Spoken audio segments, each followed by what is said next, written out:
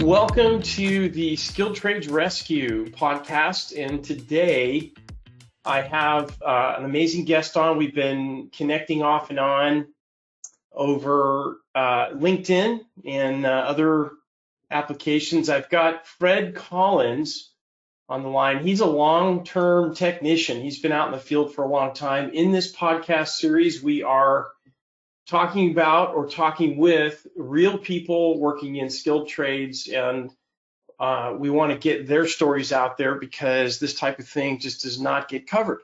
And we want to let people know that there's an amazing world in skilled trades out there if you're interested in pursuing it, and we're going to try to give you some inside scoops today. So Fred, how you doing, man? Oh, doing good. Awesome. So, gosh, I was looking at your profile. I've looked at it before on LinkedIn, and man, you've been around a long time, huh? Yeah, I've been in the business, I guess, about 39 years. And you're in the greater New Orleans area. Correct. Okay. So all told, how many years you got in? I'm adding this up over. Gosh, you're going probably on your 40th year now, right? Yeah, about 39 years. Yeah, wow. Okay. Well, I have a feeling that the audience out there, both technicians that are practicing now and ones that are perhaps interested in getting into skilled trades, would love to hear from you. So, Fred, just give the audience sort of a synopsis on your career and where you started and how you got to where you are today in skilled trades. Well, I went to a vocational school while I was in high school, and then out of the vocational school, I went into residential and light commercial, and then moved into heavy commercial and industrial as the years went by. Okay.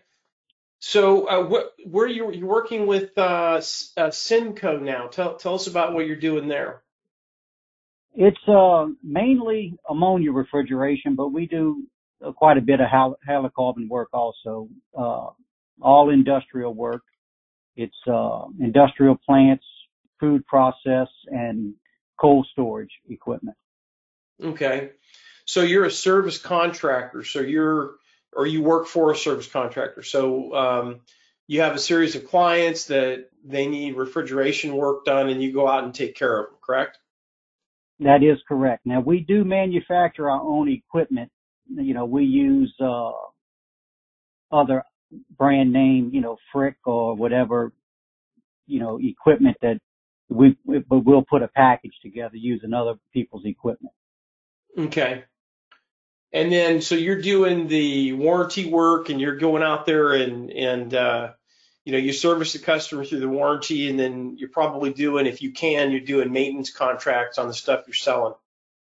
That is correct. Okay. So tell me about, what's a day in the life for Fred? Like, so you're a supervisor, is that correct, at Simco? So what exactly do you do? Well, I'm a working supervisor, so I'm still on my tools. So just like today, I went and added vibration accelerometers to a couple of Frick packages and activated that stuff in the HD panel. The beginning part of the week, I was at a chicken plant replacing a compressor, a nice size Frick compressor with a 500 horse motor. So we do some nice size work. Yeah, it sure sounds like it. So what are some of the challenges that you're running into nowadays in in refrigeration in particular, as being one of the skilled trades? Like, what are some of the challenges that you're seeing evolve now that you've been in it for a while? What's the latest challenge going on in the skilled trade world, in your opinion? I believe, well, as of right now, it's acquiring parts and pieces. I mean, I think that's everybody's headache right now. But there is a manpower shortage, so I mean, it's I guess it's good for the people that are working in the field. You know, there's no problem getting your time in, but there is definitely a labor shortage. But I believe that the challenges for the working technician are less now than there used to be. Now with the advent of smartphones and computers, it's a lot less challenging than it used to be. Yeah, that's right. Because and a lot of the generation now probably, well, they don't have a concept of how it was if you wanted to get an operating manual on a piece of equipment or service maintenance checklist for a piece of equipment. You know, we would have to call the manufacturer, and back in the old days, they'd have to mail it to you. And then we went through the fax machine craze. And the technicians nowadays, they have literally the whole world in their back pocket. And that is correct. It makes it much easier. I spent many a days waiting by a fax machine. Yeah, no kidding. And that thermal paper you put up in the window that turns black after you leave it up there for a while. Yeah, it's only good for a few days. Yeah, that's right. That's right. Yeah. So how's things going in New Orleans? So obviously supply chain issues are a problem.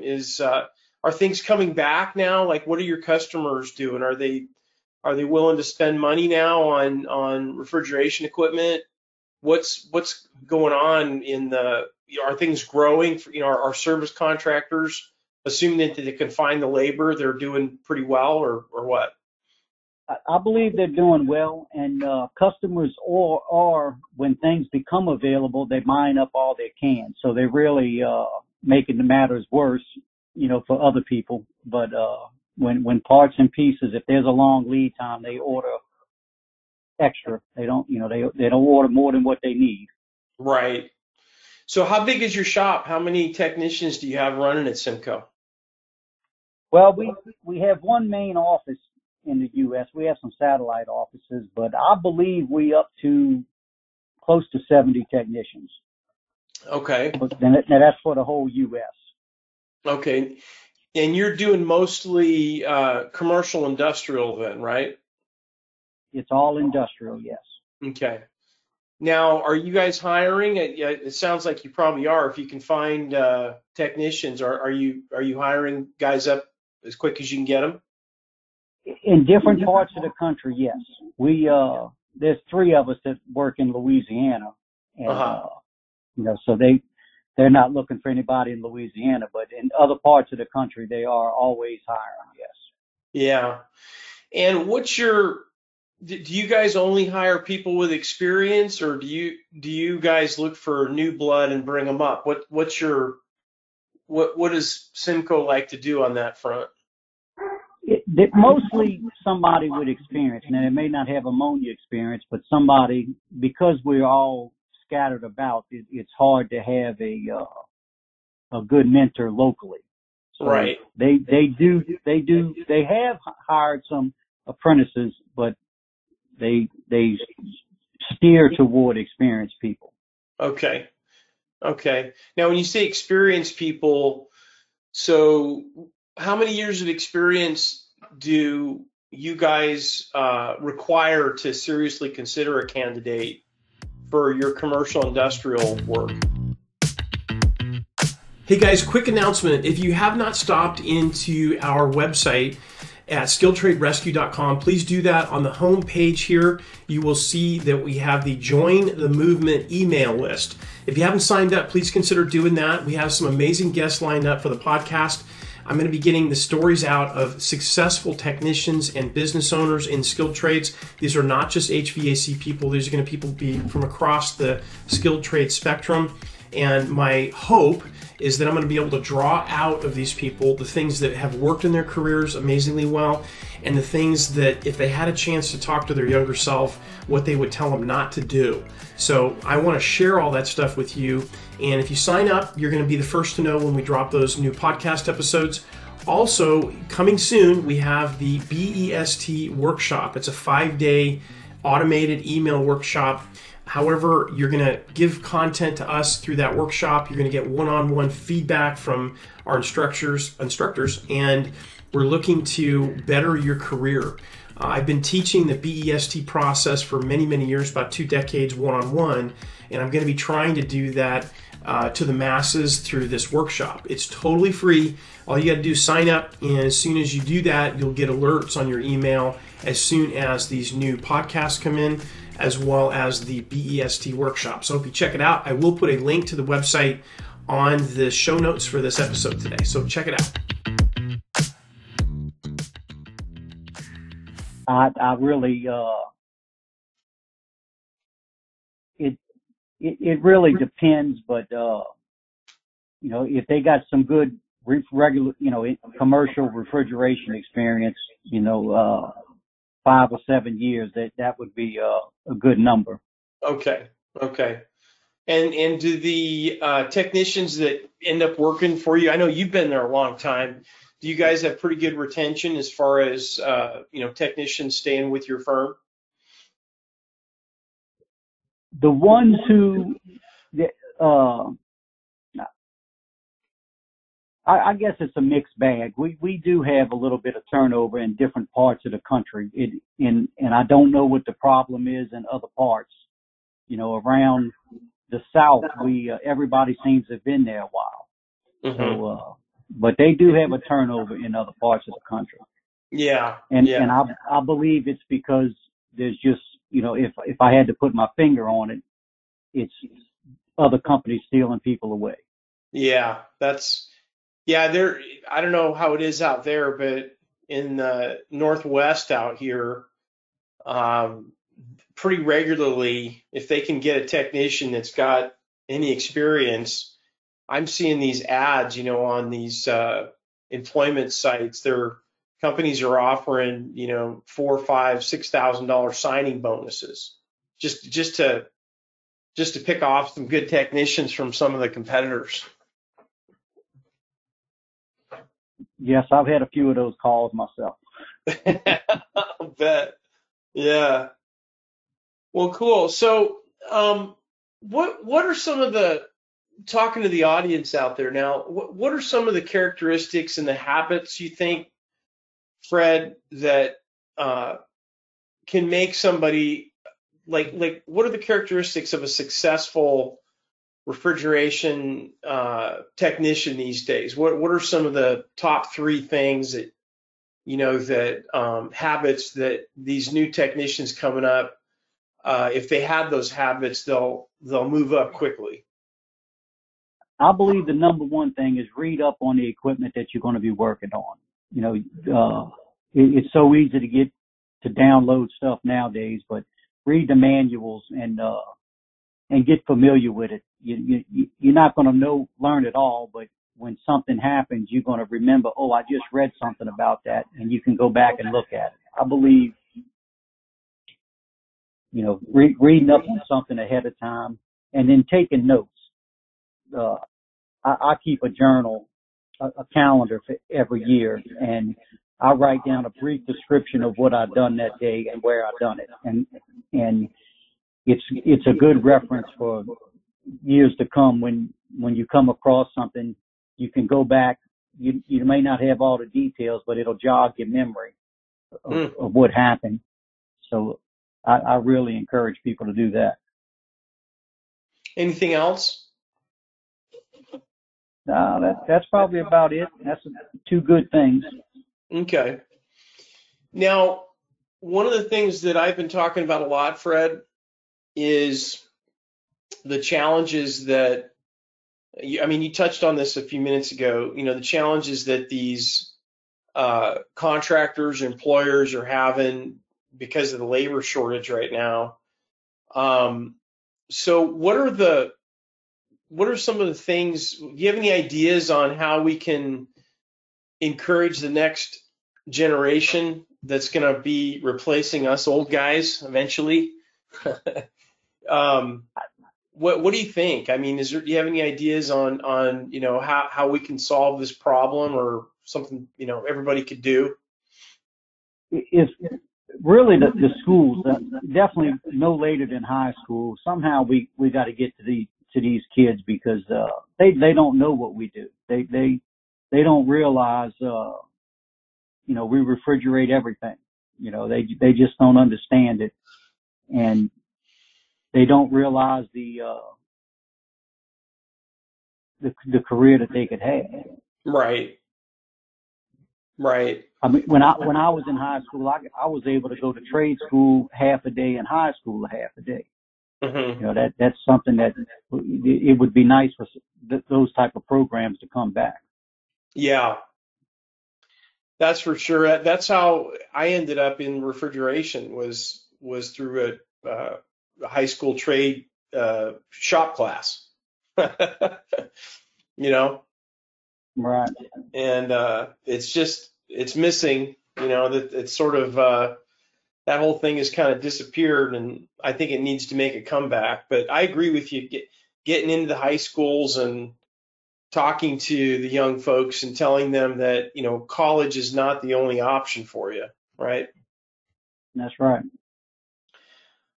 So what kind of pay out there are you looking at? So let's say, Simcoe finds a guy that's got, 4 or 5 years experience, and the guy shows up, right place, right time. You need a technician out there. What, just in general terms, what would you guys start that technician out as far as an hourly wage, roughly?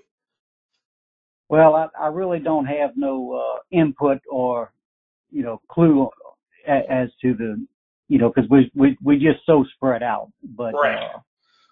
In the greater New Orleans area, everything is based off union scale.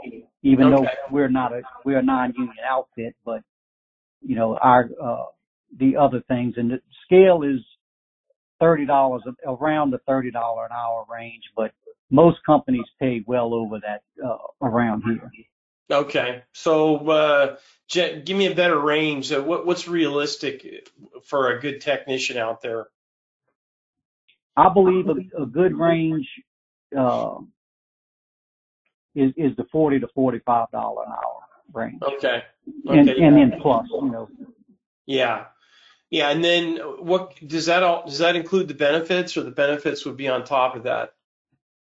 That's plus your benefits. Plus your benefits. Okay. So you're probably talking a complete package all in for the employer. You're probably at 50, maybe close to $60 an hour by the time you figure in all the medical and dental and all the retirement and all that stuff. Oh yeah, easy. Some of the outfits, of course, the bigger the corporation, the more the burden rate would be for a technician, including truck and everything. They knocking on $70. Yeah, that's amazing. Hey guys, I have an exciting announcement. We just recently made some updates to our 3 most popular online courses at processchilleracademy.com. If you're a technician that's looking to improve your skills a little bit, maybe get some specialized training to be of more value to your customers and your employer, or if you are an employer, a contractor that is looking to augment your existing in-house training with online training that can be accessible from any device, this is a really great opportunity. Just go to processchilleracademy.com, just scroll down on the homepage and you will see the course area. If you go into the course page, you will see that we are currently, for a limited time, we have a promo code of Chiller Pro that will save you 25% on any one of these courses. So I hope you check it out, and I'm looking forward to seeing you in class. So Fred, tell me about, like a memorable career success that is maybe a project or something that, you did a major problem solving and it just made you feel good, a big career success that you can remember. You got to have a ton of them out there. This is like Campfire Time. Tell the audience a story that, that you want to share. Well, I spent many days working for one of the manufacturers, and one of the funny stories I like to always tell is one of the major casinos on the Mississippi Gulf Coast was ready to open. Well, they was trying to dry out sheetrock, and they sent me out there to start up the chillers. They had 8 chillers on the roof, and I had to break it to them that the chill water was piped in backwards on half of them, so they wasn't going to be starting them. So it's not funny at the time, but it's kind of funny after the fact when you have to put a big job like that on hold. Yeah. I shouldn't say funny. But it's one of those you pay me now, pay me later type things. Right. So what did they do? Did they have to flip the chillers around or something? You can't flip did they have to repipe it, or what did they end up doing to solve that one? Oh yeah, they cut all the pipe out and repiped it. And it was pretty too, because the way they had it piped, it was nice and pretty, but after the fact, it sure looked like a mess. Oh man. You got any other ones? What, you got any other good ones? Oh, let's see. We did a lot of good stuff after Hurricane Katrina down in the New Orleans area, drying out chillers and getting them back up and running. And that was good, to really help the community get stuff back up and running. Mm-hmm. Yeah.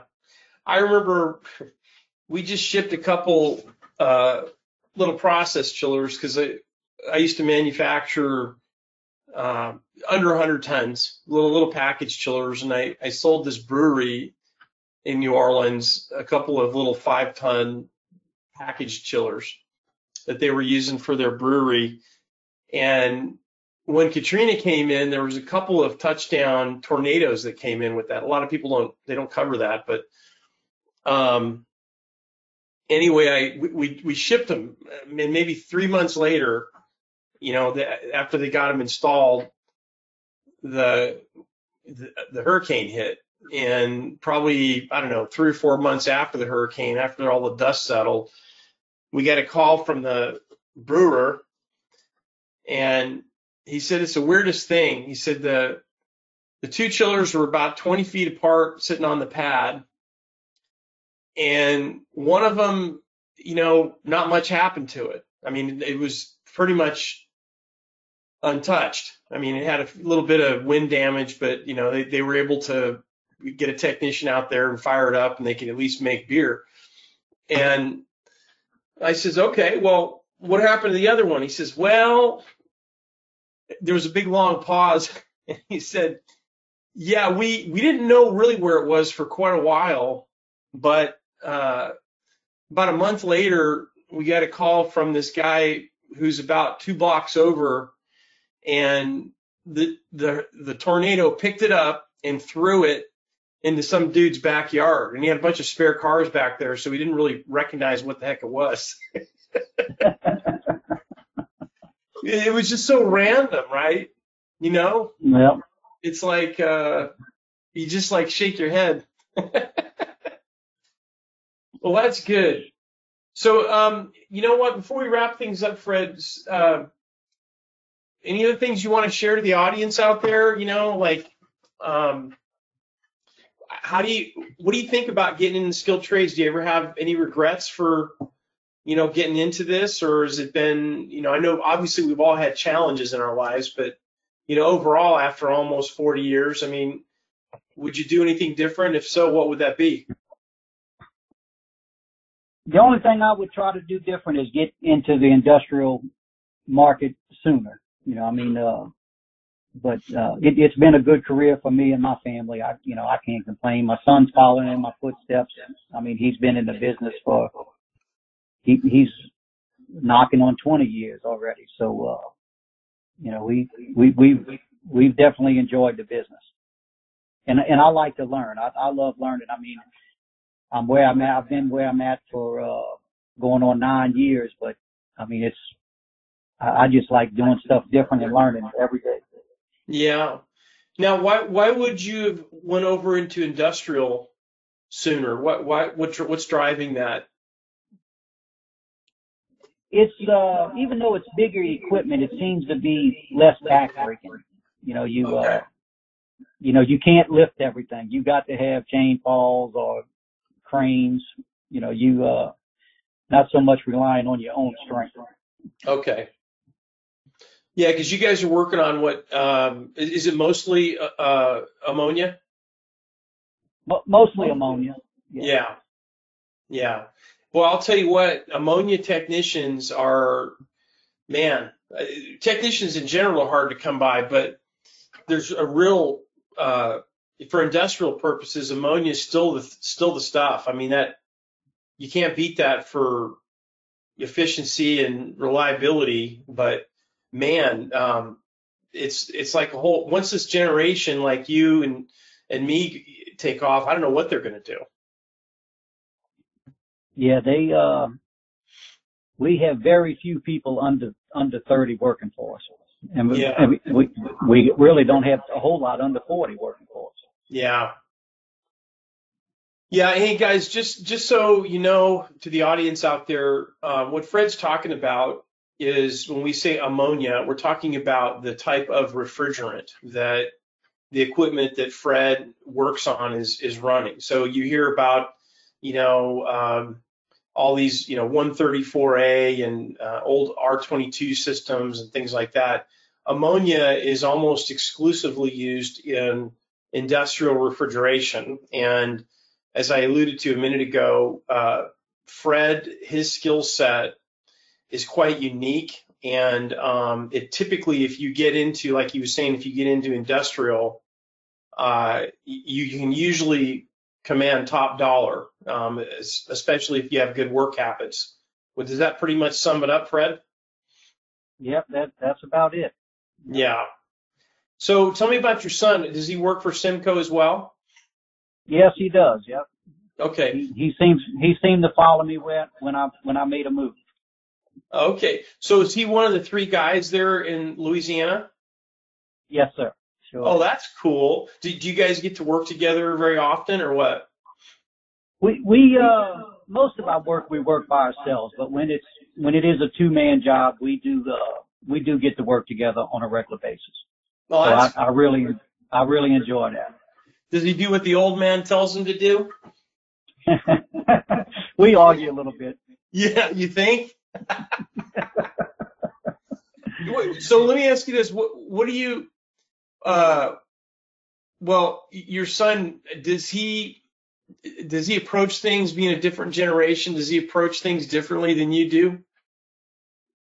Well, he does, and all of his career has been in industrial refrigeration. So when he got in, so he's actually a better rotating equipment, person than I am.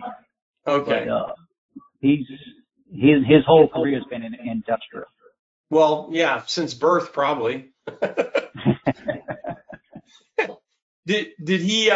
When did he start expressing interest in what you do?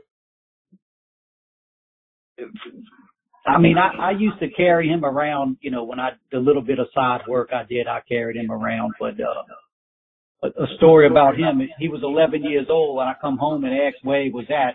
He was at the neighbor's house changing a ceiling fan. And, I had to say, what are you, where'd you learn how to do that? What you doing? Oh, just from watching you. Oh, that's awesome. That must have made you feel about 20 feet tall. Oh, yeah. That's great. So did he go to college for a while, or did he just jump right into the trades out of high school like you did? He jumped right into the trades. I was working for a union, a manufacturer, and we was union. So he went through the union apprenticeship program. Okay. And that's really a good start for somebody. I can tell you, you get some good training, and it don't cost you. The only thing you pay for is books, and you got to go on your own time, but you get to work while you're doing it. So that's really a good benefit. Yeah, that was in New Orleans there. That's your local unions were doing that? Yes.